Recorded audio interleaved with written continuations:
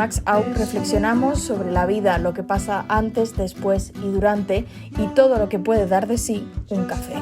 Lo hacemos con Laura Ortega, directora de La verdadera historia de la muerte de Francisco Franco, una obra que se puede ver en el Teatro del Barrio. Bienvenida a Telón y Cuenta 9 y gracias por estar hoy con nosotros. Muchísimas gracias a vosotros. Aquí estamos. Empezamos la temporada preguntando a nuestros invitados e invitadas acerca del teatro del siglo XXI. ¿Qué crees que caracteriza, qué crees que señala el teatro que se está haciendo hoy? Pues creo que como gran reto el teatro del siglo XXI, el teatro contemporáneo, creo que tiene que estar como en termómetro con la vida. Para mí eso es un poco lo que tiene por delante, como dejar, no sé, establecer como un pequeño cordón umbilical con el tiempo que le toca vivir. Y creo que ahí lo está consiguiendo. Hay algo como de que la vida está rozando el teatro y el teatro está rozando la vida, que creo que es muy fructífero y que estamos en un momento muy bello. Bueno, hay quien dice que vivimos casi otro siglo de oro ahora mismo, ¿no? Pues puede ser, mira, es una buena apreciación. Creo que hay mucho furor y hay mucho deseo de contar y de mostrar y de hacer. No sé, Remedios Zafra, que seguramente la conocerás en bueno, sus últimos ensayos que tienen mucho que ver con la precariedad, pero también con la productividad teatral, dice que estamos en el mejor momento, que nunca antes como ahora hay más artistas, hay más productores, hay más escritores, así que sí, puede que estemos delante de un siglo de oro y que no seamos ni conscientes. Ya, lo veremos con el tiempo, ya ni lo veremos nosotros. Yo me pido ser Lope. Si hay que elegir. Sí, hay que elegir. Bueno, Laura, lo que hoy nos lleva hasta ti es tu dirección en la obra La verdadera historia de la muerte de Francisco Franco, que por cierto parte todo de un pequeño cuento, de un breve cuento de Max Aub, que bueno, es breve, pero está lleno de cosas. Sí, es un relato maravilloso, al mismo tiempo tiene muchísimo humor, yo digo que tiene un humor de retranca porque estás constantemente entre la sonrisa y el ácido, y el ácido úrico. No, no, es un texto que presenta a un camarero que se llama Ignacio Jurado Martínez, un camarero mexicano, un hombre que se ha hecho a sí mismo, que empezó siendo limpiabotas y que ha llegado a ser mesero oficial del Café Español. Él dice que es mesero porque mesero es el que atiende las mesas y que no entiende esto de ser camarero, que camarero, ¿qué quiere significar? Él narra como su pequeño día a día, su rutina, su espacio de control, diríamos ahora, ¿no? Como su entorno de control, y atiende sus 8 mesas, y esas 8 mesas, aparte de considerarlas casi su parroquia, no se aprende de ellas, se hace como una cultura tanto de México como del mundo, de cine, de literatura. Y te presenta así, dice, así era mi vida y creo que estaba muy bien hasta la llegada de los refugiados españoles que empiezan a inundarle el café de gritos, de palmadas, de zetas, de ces, de ellos, que de serrín. Y a partir de ahí empieza como su gran debacle, porque todo eso, pues nada, le inunda la vida, casi como lo que hablábamos, y ante esa situación, pues decide hacer algo que cambiara el futuro, ¿no? Decide hacer su gran acto heroico. Es curioso porque es un cuento tan lleno de originalidad como de brillantez, realmente. Es brutal, es brutal. Primero la descripción que hace del café, que pocos relatos, es casi como si pudieras imaginarte a eso, los pobladores, ¿no? Los de la empresa de correos, los de la electricidad, es casi cine, fíjate lo que te digo, es que Max Out tiene algo de director de cine. Y al mismo tiempo contar algo tan humano como, como alguien que hace un gran acto heroico, pero sencillamente porque las cosas terminen por estar como estaban, como esa necesidad de que todo esté bajo su control y que todo sea igual que antes, ¿no? Y en ese aspecto es muy brillante, cómo trata a los emigrantes, como sabiendo que él es uno y que se está mirando a sí mismo y que hay un espejo totalmente mágico y al mismo tiempo demoledor. Es brutal, es brutal. Ha sido un buen material sensible con el que trabajar. ¿Y cómo ha sido precisamente ese salto de vamos a coger este material, este relato y ponerlo en pie en el teatro? ¿Por qué primero y cómo? Pues esa pregunta es muy bonita porque nace de Alfonso Torregrosa, que se encuentra en la pandemia con mucha necesidad de hacer, como muchos creadores y muchos artistas, un poco eso, cojo o manco o ciego en, digamos, la expresión social, me planteé hacer algo y como venía de hacer El laberinto mágico con José Ramón Fernández, decide que Maxau es el lugar. Además, habían bebido casi todos sus relatos, su parte más narrativa, y me propone hacer la verdadera historia de la muerte de Francisco Franco. Curiosamente, José Ramón Fernández tenía un texto ya más o menos adaptado del cuento que cogimos como punto de partida. Y aquí empieza un poco el viaje, ¿no? O la transformación, o cuando la escena te revela cosas bueno, a veces lo literario no lo tiene, ¿no? José Ramón plantea un personaje en presente, un camarero, que está sirviendo las mesas al mismo tiempo que relata lo que le sucede. Y empezamos a trabajar por ahí, poniéndolo en pie y haciendo que este Ignacio Jurado Martínez, que Alfonso Torregrosa, cogiera, pues eso, una bandeja y se pusiera a servir café. Y nos dimos cuenta de que había algo mucho más y que había que pasarle el filtro de lo escénico. Y llegamos a la conclusión y ahí yo creo que encontramos el punto lúcido también de Max Out, que planteamos que el personaje no esté sirviendo mesas, sino que sea el cliente. Así de víctima pasamos al verdugo y de verdugo a víctima, ¿no? En ese juego un poco de transformación y de contener, que uno contenga también su contrario. Entonces lo planteamos en un café mucho tiempo después de que fuera camarero, pasado el tiempo, y planteamos presentarle como todo aquello que realmente eh, como denigra, ¿no? En su propio relato. Es decir, que uno acaba haciendo todo aquello que le parecía horrible en un momento previo. Así que él se queja de que los españoles siempre viven en el pasado. Así que le planteamos un poco con esa nostalgia de lo vivido, cuando yo era camarero, bueno, mesero en este caso, cuando yo servía, cuando el café era otro espacio para la creación bueno, le ponemos a hacer todo aquello de lo que realmente huye, ¿no? A gritar, a chistar al camarero y ese viaje un poco alrededor, ¿no? Ese viaje de ten cuidado con aquello de lo que reniegas, que al final acaba siendo parte de eso, y esta cosa, ¿no? También como muy contemporánea de estar constantemente, bueno, pues expulsando verbalmente a los extranjeros y ten cuidado, no te toque alguna vez coger una maleta y plantarte en otro país por una pura necesidad o porque tu estado está en guerra, pues bueno, nos parecía como el mejor punto para contar esta historia.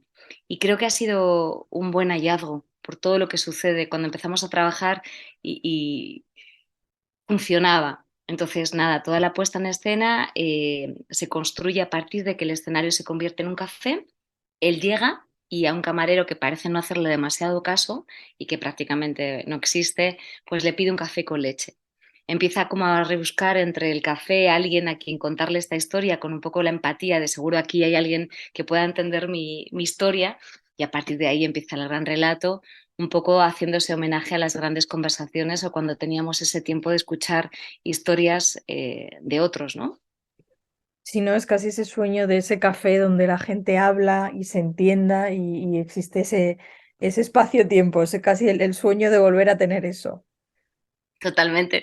Me hacía muchas gracias este meme, ¿no? De muchos bares, de no tenemos wifi, conversen entre ustedes, algo así, ¿no? Pues este café, aparte de no tener internet, lo que tiene es muchas ganas de contar historias, porque creo que ahí hay algo precioso, ¿no? Saber con quién estás, más allá de una amenaza, es una posibilidad de conocer otra historia. Sí, y al final él de hecho relata su historia, relata nuestra historia, relata qué pasa antes y después de la guerra civil y cómo lo relata. Y también decías ahora en ese humor que creo que es muy nuestro, ¿no? En ese renegar de lo que tienes, pero al final ser parte de eso. Que eso creo que tiene que ver mucho con nuestro carácter, con nuestra literatura y por tanto de lo que hemos bebido todos. Ujú. Hay algo ahí, sí, ibérico, ¿no? En esta cosa de Sí, estar siempre criticando lo mismo que hacemos, sí, puede ser. Es otra de, manera de mirarnos en ese espejo un poco también esperpéntico, ¿no? y al final también está esa paz del camarero que transmite algo de querer escucharlo, de que no está nunca interrumpida, ¿no? Es una historia, bueno, jugábamos un poco, no sé si te referías a eso, pero es una historia que no tiene fin porque siempre está buscando a alguien a quien contársela, ¿no? Que parece que cuando ya ha acabado de relatar toda esta verdadera historia, esa que nunca se ha atrevido a contar, parece que podría tener un final y no, lo que necesita es volver a contársela a otro, ¿no? Y en esa cosa casi de Sísifo, ¿no? De tener una historia importante, una gran roca en los hombros, llegar bueno, pues eso, a compartirla y de repente cuando la compartes se cae al final y tienes que volver a levantar esa historia, era algo que también nos parecía como interesante trasladar al montaje. Y por otro lado es lo que le hace él, desde luego, como un gran narrador, ¿no? Es casi embelesar al público contando una historia, lo que es como un cuentacuentos, entre comillas. Sí, hay una especie de homenaje a la narración oral, al quedarte así, ¿no? Mirando al otro y que todo nazca y todo salga del propio relato. Está esa querencia, que creo que es interesante también, ¿no? Como me decían hoy, que ayer estrenamos en el Teatro del Barrio y fue preciosísimo. Y hoy justo he recibido como un montón de mensajes de agradecimiento y me decía una persona, es que me gusta mucho porque he visto un actor. Y de repente digo, qué bonito, ¿no? O sea, me parece realmente un gran, no sé, elogio. Es esa historia, ¿no? Es alguien que tiene una historia que contar y que lo hace delante de ti. Y es volver a lo esencial, a alguien que quiere contar y algo que necesita ser contado. Y un espectador que tiene ganas de que se lo cuenten, o por lo menos que está con la predisposición de escucharlo, de prestarle ese tiempo de ese café, ¿no? A palabra e intérprete, nada más. Nada más. Al final también eso es un poco la esencia del teatro, que es verdad que a veces se nos olvida o buscando otras cosas, pues se pierde por el camino, lógicamente. Hay algo muy tentador, ¿no? Y especialmente cuando trabajas un monólogo y te vienen esos fantasmas, ¿no? De no aburriremos, no será demasiado texto, esto estará bien contado. Eh, Da miedo, ¿no? Cuando también el tipo de construcción de espectador que estamos viendo, que en eso, que no podemos soportar ni siquiera una conversación de café con un amigo que necesita ser escuchado, que prácticamente tenemos como la tentación del móvil, del tiempo, de las prisas, pues imagínate, ¿no? Para un monólogo teatral que encima, bueno, pues tienes como la responsabilidad de construir la narrativa escénica, pues bueno, quitarte, quitarte herramientas o quitarte embellecedores, pues no es tarea fácil, porque uno siente que a veces, bueno, pues aunque esté trabajando con lo básico y ha sido una gran apuesta, pero bueno, a veces también es eso, ¿no? Ay, aquí no habría sido mejor haber metido escenográficamente que llueva. O no sé, siempre tienes como bueno, pequeños fantasmas de desconfiar de lo que es verdaderamente escénico, ¿no? O Bueno, puro o... sí, es verdad que ahí también está el trabajo y la verdadera interpretación de Alfonso Torregrosa, que al final también ese es el hecho, ¿no? De saber darle a cada palabra su peso, de cómo contar cada palabra para que todas signifiquen y entonces en realidad eso al final te capte la atención. Mm. Y Alfonso Torregrosa, que es un mago de esto. Claro, había algo también interesante en, bueno, trabajar con Alfonso, aparte que es no sé, es bellísimo porque es muy generoso, trabaja siempre entendiendo, queriendo entender la propuesta y remando muy a favor, pero esto de la pandemia obligó a que él tuviera el texto antes de que nos pusiéramos a trabajar en una sala de ensayos. Y es verdad que es tan fiel y es tan generoso incluso con el relato que había como marcas gramaticales que él también trataba de alguna manera de respetar. Y ha sido un trabajo preciosísimo de confiar en la palabra incluso sin su gran estructura gramatical, ¿sabes? Y eso ha sido precioso porque se ha tenido como que incluso él mismo desembarazar de los embellecedores que digo también, desde la puesta en escena, en su caso de interpretación, ¿no? Y no coger nada de lo que hacía por común como válido. Y volver a quitarse pues comas, cadencias de voz, búsquedas de privilegios de palabras. No, hay no privilegios, déjalo, o suma, o tal. Y de dejarse a ese trabajo bueno, pues de cincel y de arquitectura textual y ha sido gozosísimo. No hay día que no hay algo del texto, y mira que lo conocemos bien, que no nos sorprenda. Hay algo increíble en eso, ¿no? Es Qué bonito inagotable. eso del trabajo de cincel de arquitectura textual, es muy gráfico. Mm, sí, sí. Y él está constantemente como gradando, ¿no? El texto para que no deje. bueno, pues eso, no deje de significar. Al final hay algo en el texto, hay algo en la obra que nos lleva a pensar si tan difícil resulta tender la mano. Bueno, creo que ese es el gran kit que plantea Max Sau, el encuentro con el otro. Eh, que eso, como Kapuscinski o como muchos otros creadores han puesto un poco la mirada. Si nos pasamos todo el rato buscando las diferencias o las semejanzas con la persona que tenemos al lado. No lo sé, no lo sé. Nuestras compañeras también del Teatro del Barrio, Nerea Pérez de las Heras e Inés Hernando con Saldremos Mejores, también juegan con esa ironía, ¿no? Nos hemos puesto en un sitio en el que la necesidad de tener contacto con el otro realmente nos está devolviendo un contacto auténtico con el otro, o ha sido todo un intento de falacia porque hay que generar la esperanza de que todo va a ser mejor. No lo sé. Mientras haya... Esto también es el otro gran peso, ¿no? Creo que habla de... El capitalismo está generando cada vez individuos más solos, más indefensos, con menos posibilidad de una retórica, de una conversación en la que el otro puede que no esté de acuerdo contigo. Mm. Entonces, todo ese tipo de pensamiento único, verbalización única, al final, pues nos va a dejar solitos, ¿no? Ese no cuidado con la vecina, ese no cuidado con tu compañera, ese no cuidado con tu familia, ese abandono hacia el uno como ser indivisible, propio y que no necesita ayuda, creo que es, bueno, pues otro gol que nos ha metido el capitalismo y que nos ha, bueno, pues eso, nos ha hecho ver al otro como una amenaza y no como un amigo, ¿no? Bueno, que es lo que prueba, ¿no? La verdadera enfermedad del siglo XXI que está siendo la soledad y lo estamos viendo cada vez más. Totalmente. Hay un documental maravilloso sueco que habla de, ay, ahora no me voy a recordar el nombre, de la filosofía del amor, creo que es, que, bueno, pues eso, y hay muchas personas que se mueren solas sin que nadie se dé cuenta de que se han muerto. Son países nórdicos, bueno, pero son países donde quizás, eh, bueno, esta cosa también que hablábamos, ¿no? De lo íbero, que las comunidades de vecinos, las corralas, te hacen estar como más próximo con el vecino, igual esos territorios, pues bueno, la distancia gráfica es mayor, pero sí, sí, sí. Imagínate que te puedas morir solo y que nadie se dé cuenta meses después.